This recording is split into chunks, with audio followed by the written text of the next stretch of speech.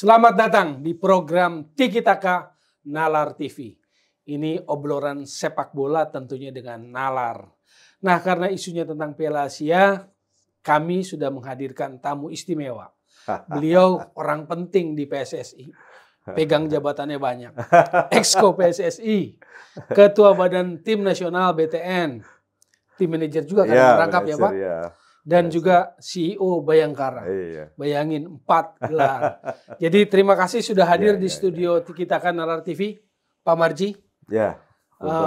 Ngomong-ngomong intermezzo saja tadi. 4 Ya. jabatannya nggak mau di-share 1, Pak. Share 2. Penting semua itu, Pak. Iya. Kalau ada yang mau boleh lah. Exco bayangin, ngurus timnas. Itu nggak buyang, Pak. Nggak buyang. Iya. Buyang sama stresnya nggak perlu diceritain ke orang lah. Oke, kita masuk ke tim nasional, Pak, ke obrolan. Tapi saya mau mulai dengan BTN, Badan Tim Nasional. Ngomong-ngomong, BTN ini kan kurang lebihnya kan dia memfasilitasi timnas, betul nggak Pak? Betul. Mensupervisi timnas. Betul. Nah, apakah cuma Pak Marji aja sendirian atau gimana? Boleh cerita nggak Pak? BTN itu? Sedikit aja ya BTN ya. Jadi BTN ini kan memang ini adalah kebijakan dari Pak Ketua Umum ketika beliau terpilih, kepingin ada dihidupkan kembali BTN. Berkaitan dengan BTN ini secara struktural kami masih tetap menginduk ke PSSI dan porsi yang kami ambil adalah sebagian yang tadinya di kesekjenan itu kita ambil alih ke BTN. Tapi khusus hanya untuk timnas saja. Khusus untuk timnas? Ya. Berarti personel kesekjenan yang ngurusi timnas sekarang ada di bawah Pak Marji? Ya, ada di saya. Khusus di Badan Tim Nasional? Ya, khusus yang beberapa teman-teman yang memang membawai timnas yang kaitan dengan administrasi dan lain sebagainya. Oke, Pak. Suka duka pengalamannya jadi ketua BTN? Karena sebelumnya kan sempat vakum tuh badan. Iya. Ada sebelumnya ada ketua yang lama. Sekarang Pak Marji jadi ketuanya. Ya, namanya juga hal yang lama tidak ada, terus ada. Tentu itu juga tantangannya cukup ada, cukup besar dan unik lah gitu. Tapi saya kira tidak perlu dibahas di sini karena kita kepingin fokus ke Piala Asia. Kewenangannya lah Pak. Saya mau tanya, kewenangan BTN itu termasuk dalam hal mempropos naturalisasi nggak Pak?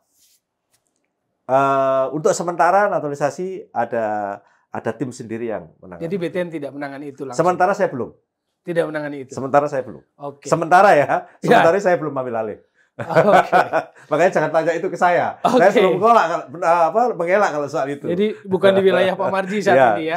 Sementara saya. Tapi sepengetahuan Pak Marji, proposal atau prasyarat teknisnya didorong oleh pelatih bukan? Sinteyong gitu kan? No comment lah. No comment.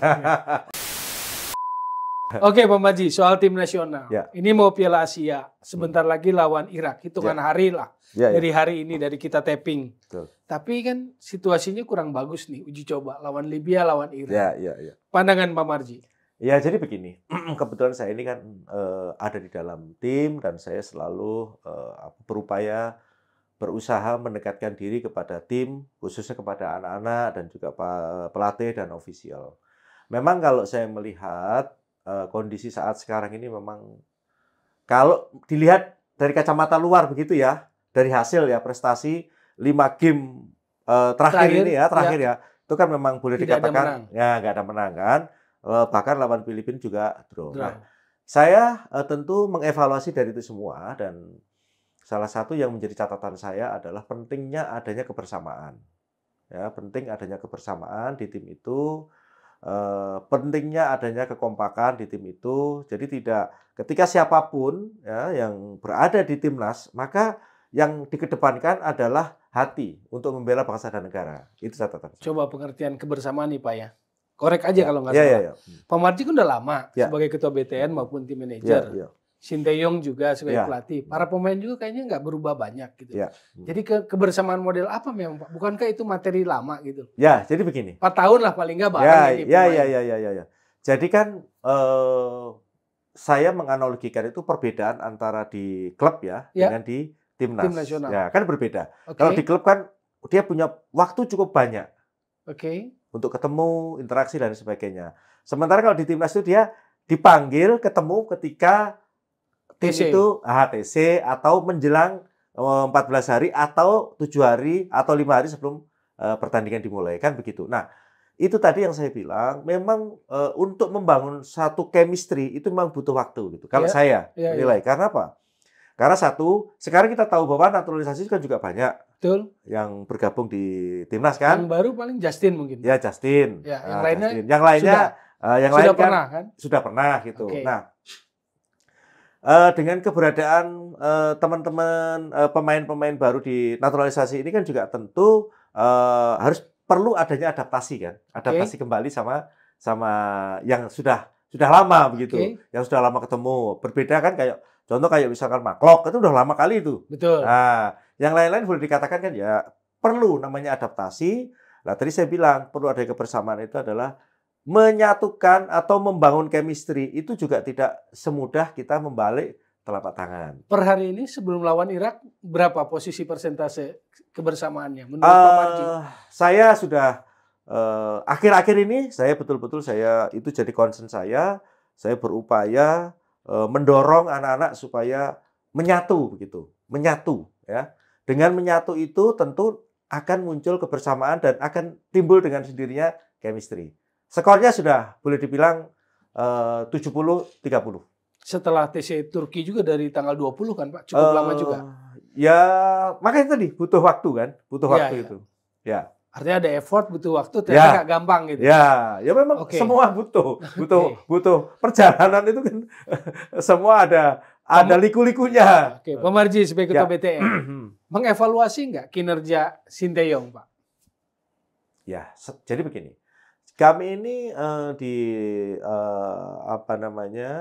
Timnas. Ya. Kebetulan memang bidang saya adalah di Timnas BTN. Maka setiap selesai pertandingan atau sebelum pertandingan dan di sesi-sesi latihan, kami selalu mengevaluasi.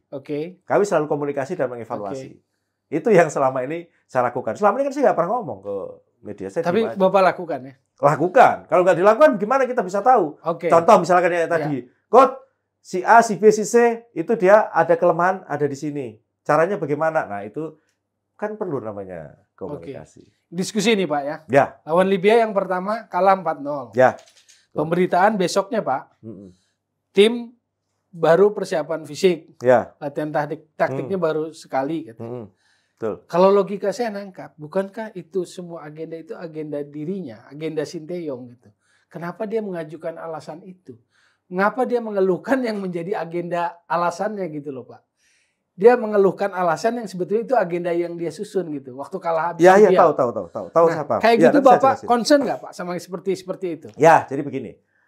Yang pertama, sebelum berangkat, saya bicara sama Coach Shin. Sebelum berangkat. Kami mempertimbangkan satu, ketika kita berangkat, mohon maaf, ini ke Libya ya. Libya atau ke Irak ini? Yang Libya. Libya kan uji coba pertama di Turki kan? Oh ya, yang kemarin? Ya. Oh ya, jadi begini. Yang kemarin itu memang ketika uji coba pertama lawan Libya, itu kan diskusi kita itu kan ingin mencoba semua pemain bisa bermain. Ya. Bisa bermain. Sehingga kita bisa melihat nanti ketika di pertandingan sesungguhnya kita sudah tahu, kita sudah punya tim inti. Oh, ini loh nanti gitu. Makanya kemarin dicoba gitu. Poin saya adalah sebagai Ketua BTN yang juga Bapak terjun langsung, itu pernyataan besoknya dia mengungkapkan bahwa timnya baru latihan fisik. Latihan taktiknya baru sekali. Betul. Lah itu kan agendanya maksudnya loh Pak. Maksudnya kan gitu. Ngapain Anda mengeluhkan apa yang menjadi agendamu gitu, Sinteyong maksudnya. Nah, saya ini kan ngajak diskusi tadi, Pak, Bapak Ketua BTN koreksi nggak yang kayak begitu gitu loh Pak.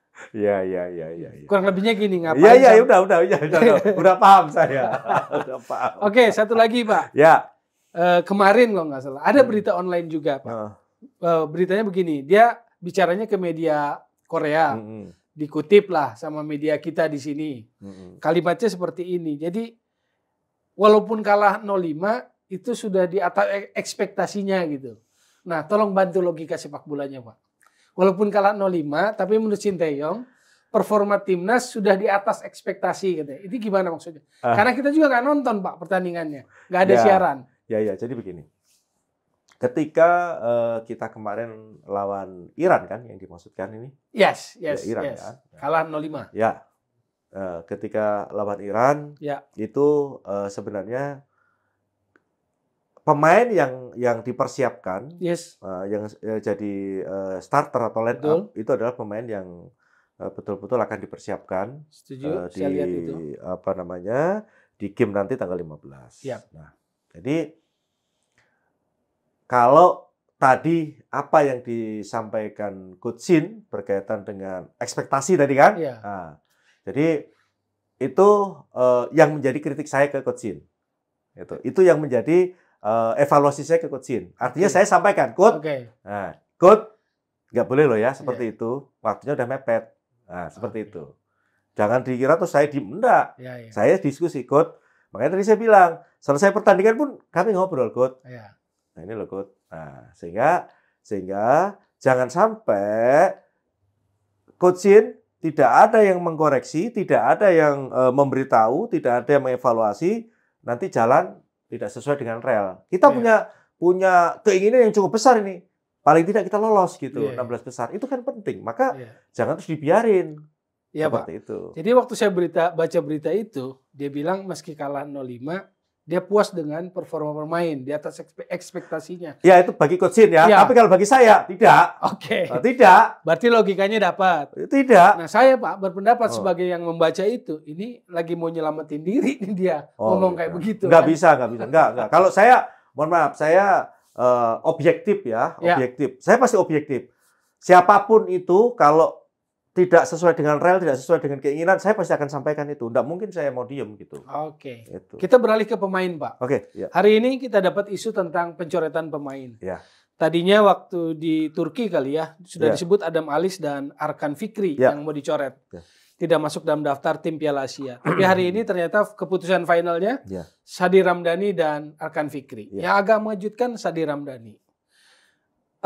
Dari sudut pandang saya misalnya Pak, dari sisi kemampuan, kadang pemain memang unik. Saya pikir Sadi Ramdhani adalah bagian salah satu pemain yang punya kelebihan tapi memang karakternya juga unik. Dari sudut pandang saya, awam, pengamat dan sebagainya gitu kan.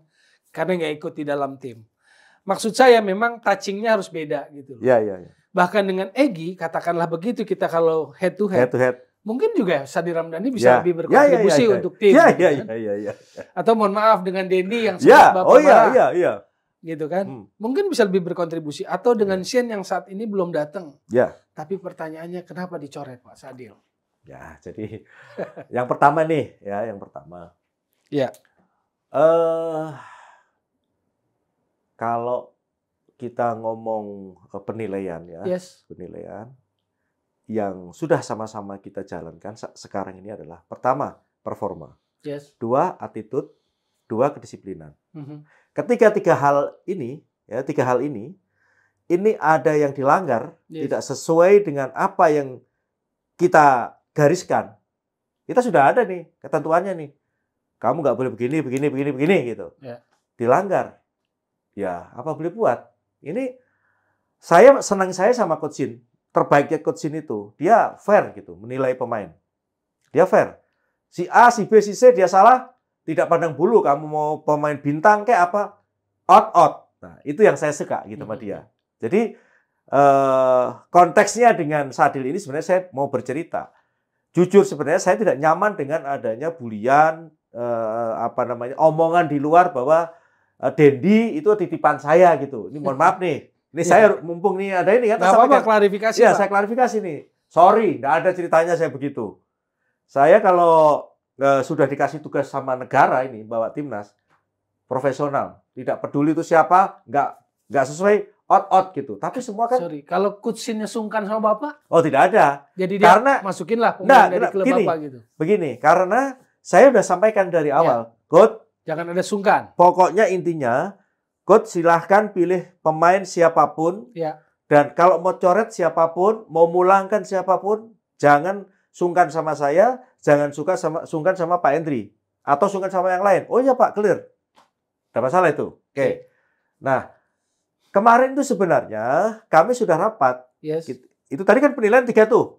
Mulai performa, attitude, disiplin. Udah. Akhirnya kita sepakati, ya udah kalau begitu Dendi, saya bilang siapa aja yang performanya turun disampaikan 1, 2, 3, 4, 5, 6 gitu. Oke, Dendi boleh nggak Dendi biar pulang bareng saya? Oh setuju, begitu. Ya sudah clear kan? Arkan sama Dendi pulang sama saya. Tadinya, ya. Terus siang itu kita rapat lagi, meeting lagi, diskusi lagi. Ini ada sesuatu yang harus kita bicarakan. Oke, apa? Kita jadinya tidak jadi Dendi. Kita Sadil aja. Apa pertimbangannya? Pertimbangannya ya tiga hal tadi. Oke, ya sudah kalau gitu, saya ikut. Berarti kesalahan Sadil kalau saya duga, kalau performa, kalau teknik sepertinya enggak, berarti yang non teknik ya Pak. Ya sudah. Kalau dugaan saya. Makanya saya tidak perlu sampaikan. Saya sebagai orang tua itu wajib harus melindungi anak-anak saya gitu. Tetapi karena ini sesuatu yang harus dijelaskan, maka saya sampaikan seperti itu tadi. Betul. Saya tidak perlu jelaskan apa. Yang pasti semua itu perlu namanya seseorang berada dalam satu ruang yang saat sekarang ini harus membela bangsa dan negara, itu harus siap semuanya. Tidak boleh tidak siap. Artinya ya dari sisi performa memang harus bagus, attitude harus bagus, disiplin harus bagus. 3 hal jangan dilewatkan. Itu. Betul Pak. Jadi kalau keputusan pemain ada di tangan pelatih, kita firm, kita paham itu. Tapi ekses dari semua sepertinya memang akan menjadi beban Pak Marji. Baik itu sebagai tim manajer atau BTN. Untuk meluruskan, untuk polemik yang akan berkembang. Karena ekses pasti kan terjadi kan. Contoh misalnya, berarti Sen seolah-olah dapat privilege dong Pak misalnya. Dibanding Sadil yang ngikutin ini tapi ujungnya dicoret, kok Sen privilege. Kalau ada pandangan seperti itu, penjelasan Pak Marji. Oke. Itu juga bagian dari evaluasi dan pembahasan saya dengan tim kepelatihan Sintayong. Jadi 2, 3, 4 kali lah saya bahas. Setelah saya tanya, kenapa Sin sudah lama sampai dengan saat ini saya telepon, kita hubungi, semua menghubungi, masih belum ada jawaban, masih dipertahankan. Wajib dong saya nanya kan gitu. Jawabannya adalah 1, mempertimbangkan bahwa kesalahan ini bukan ada pada Sin gitu. Kan gitu. Karena 1, orang tuanya sedang sakit saat sekarang ini operasi dan sudah selesai. Kita menunggu jawaban dari dia dalam waktu dekat ini. Harapannya ketika nanti lawan Vietnam itu bisa bermain. Atau ketika nanti lawan Jepang dia bisa main. Logis dong. Karena dia nggak salah loh ini. Bukan soal apa-apa loh ya. Karena memang 1, mempertimbangkan soal kemanusiaan. Ini orang tuanya. Karena tahun lalu bapaknya itu meninggal. Dia benar-benar terganggu gitu. Makanya sekarang ini dia fokus kepingin nunggu ibunya. Jadi kenapa saya tanya itu? Karena pasti nanti atau besok, lusa atau hari ini, per hari itu sampai entah kapan, Pak Marji akan menghadapi situasi eksesnya. Sudah, pasti. Entah itu dari tentang Stefano, tentang Nadeo, sekarang Sadil dan sebagainya. Karena positioning Pak Marji sebagai ketua BTN. Jadi poinnya itu Pak. Terakhir mungkin Pak pertanyaan. Makanya kenapa saya tadi tanya soal Sin, apakah itu privilege atau bukan? Karena belakangan naturalisasi dan lokal domestik seolah-olah menjadi dikotomi. Pandangan Pak Marji. Jadi kalau saya itu sederhana saja. Sepak bola di kita itu kan yang diinginkan oleh pecinta itu kan, pecinta sepak bola di negara kita ini kan prestasi. Paham ya? Semua saya kira sama tuh. Nah, saya punya pemikiran bahwa ini adalah bagian dari upaya agar supaya timnas khususnya yang senior nih di Piala Dunia itu bisa terus ikut berlanjut gitu. Artinya mencoba dengan menggait pemain-pemain naturalisasi yang memang selayaknya harusnya grade A begitu. Berarti target jangka pendek. Ya, jangka pendek tentunya juga keinginannya ya. Kalau saya melihat jangka pendek dulu nih. Pak Marji nggak ketakutan ada pertanyaan, lalu bagaimana potensi para pemain yang Betul, lokal. yes Ya kan? di kompetisi? Ya, betul kan? Ya. Nah, jadi kan itulah yang juga jadi beban saya juga. Kita harus memikirkan bagaimana ini, karena begini, kita berbicara soal posisi saja. Ya. Posisi 1 diperebutkan baik itu pemain naturalisasi dan pemain lokal. Tentu ini kan juga secara psikologis kan juga akan berdampak kepada pemain lokal kan? Yes. Betul enggak? Iya. Yang dimaksud itu kan? Iya. Nah, makanya saya jawab. Jadi kalau sudah demikian maka pemain lokal juga harus betul-betul dia bisa bersaing begitu. Jangan takut duluan sebelum berperang. Harus berani bersaing. Dengan catatan pelatih harus juga fair dong. Objektif. Fair, objektif. Kalau emang nggak baik, ya katakan itu nggak baik. Jangan contoh misalkan sama-sama nilai 5. Ya. Contoh ya, 5. Satunya dikasih nilai 5 plus, satunya 5 biasa. Kalah dong nanti. Nah, itu. Oke, pertanyaan terakhir, closing penutup. Ya. Kalau target Piala Asia gagal, masa depan pelatih Sinteyong gimana Pak Marji? Kalau berbicara kaitannya dengan nasib Sinteyong, tentu bukan saya yang Exco. memutuskan. Ya, itu tentu nanti akan dibicarakan secara keseluruhan dengan Exco. Tapi based on reportnya Pak Marji dong sebagai ketua BTN. Ya. Salah satunya. Satu pertimbangannya. Salah satu pertimbangan, tapi Ya. kan tidak menentukan semuanya. Ya. Apakah ini akan menjadi perhitungan penilaian Pak Piala Asia? Ya pastinya iyalah. Jadi pastinya nantikan teman-teman. Iya. Irak tanggal 15. Ya. Vietnam 19. Ya. Jepang 24. Targetnya 16 besar. Targetnya 16 besar. Artinya katanya targetnya draw lawan Irak, menang lawan Vietnam ya Pak. Vietnamnya kebetulan 10 pemain intinya cedera. Jadi kalau hitung-hitungan teori di atas kertas, peluang tuh Pak ya. Amin. Oke. Teman-teman Tiki Taka, inilah obrolan dengan Pak Marji. Orang paling penting yang sedang ngurus timnas, Exco, BTN, tim manajer sekaligus turun ke lapangan. Semua pertanyaan tadi sudah ditanyakan. Semoga ada manfaatnya buat kita, menambah wawasan kita dan nalar kita tentang sepak bola. Terima kasih dan saksikan episode-episode berikutnya dengan tamu-tamu yang lain. Tetap di Tiki Taka, Nalar TV.